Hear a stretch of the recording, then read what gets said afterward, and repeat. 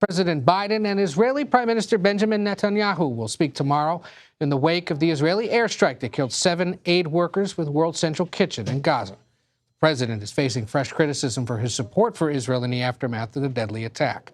A meeting held Tuesday with Arab and Muslim leaders and activists was meant to be private and originally an iftar dinner to break the Ramadan fast.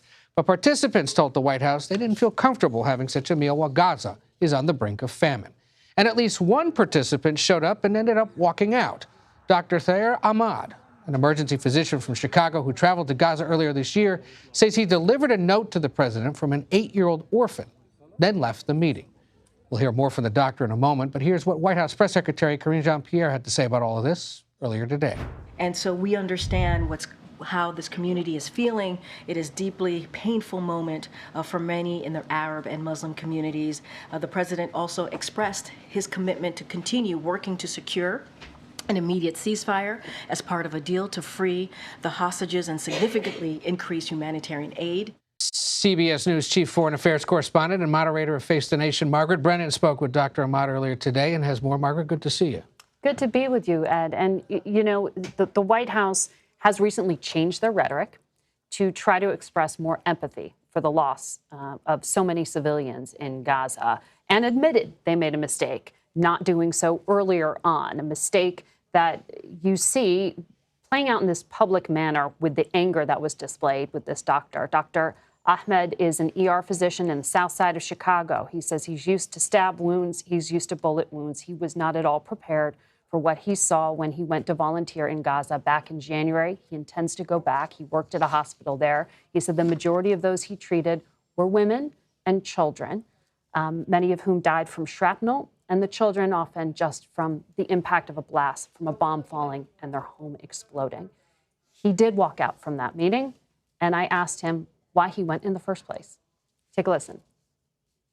President Biden walks in, says very few words, says something to the effect of, we know you guys have been working hard. This is going to be a listening session. We know a little bit about what's taking place. And then he pointed at me and asked me to start. And that's when I just kind of communicated that message about Rafah, about the concerns that I had having been in Khan Yunis and watching the hospital that I was in fall under siege and become defunct, and all of the massive amount of people that migrated to Rafah and were sheltering there now. And that there's no way, there's no alternative. There is no safe way to do this. It would be an absolute massacre if there's an invasion into Rafah. Why walk out of that meeting with the president? Why not make your case and sit in front of him if, as you say, he has not heard from eyewitnesses before? I wasn't sure that I was going to walk out of this meeting unless it felt like it was the right thing to do. And when the president really didn't even mention Gaza or Palestine in his first initial comments to me, I felt that I needed to get out and I needed to at least express the hurt and the pain that the entire Palestinian American community is feeling. So, Ed, this was an attempt to try to change policy, but really to get the U.S. to put some pressure on the Israeli military and Israeli government not to go in, as you heard, in a forceful way with a ground assault into Rafah, but to adopt this more direct and targeted approach to take out Hamas in the south. But as you heard there, a lot of frustration. The vice president, who was also in that meeting, has talked to members of the community and held listening sessions remotely sometimes in the past. The president was there for the first time. As you well know, there was a political cost. Aside from the very real death toll and pain, the political cost they are seeing at the ballot box. And we talked about that and whether that would matter to the doctor himself. Take a listen. Will you go and will you vote? And will you be able on an issue of conscience for yourself? Yeah.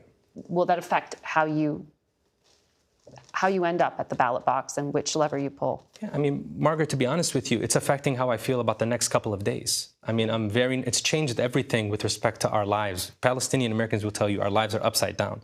We don't even know what we're going to do for the celebration for the end of month of Ramadan. We don't know what next week is going to look like. We're all worried about what's happening in Gaza. And because you know people?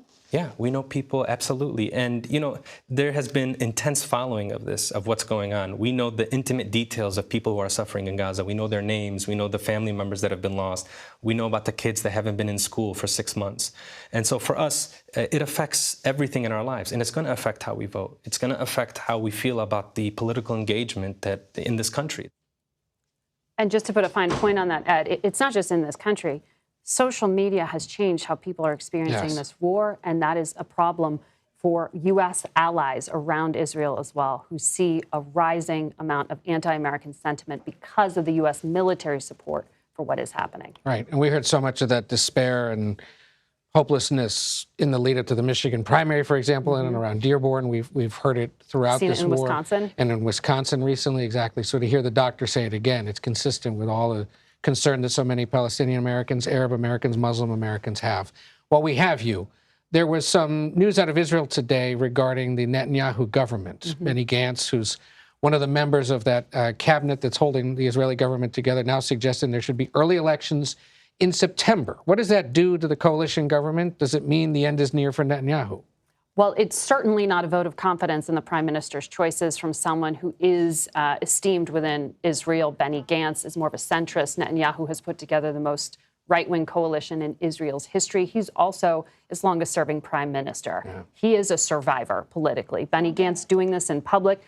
Chuck Schumer, the Democratic leader, came out saying this is something basically that he also was calling for. This would move elections from 2026, when they're scheduled, up to September. There are already large-scale protests against the Netanyahu government. And in fact, there were before October 7th because of some of the policy choices he was making to change his own judicial system. He's under investigation for corruption, and because of some of the right-wing policies. But to answer your question, even if Gantz quit tomorrow, it wouldn't collapse the government. He's part of this 5-person cabinet put together for the war. Right.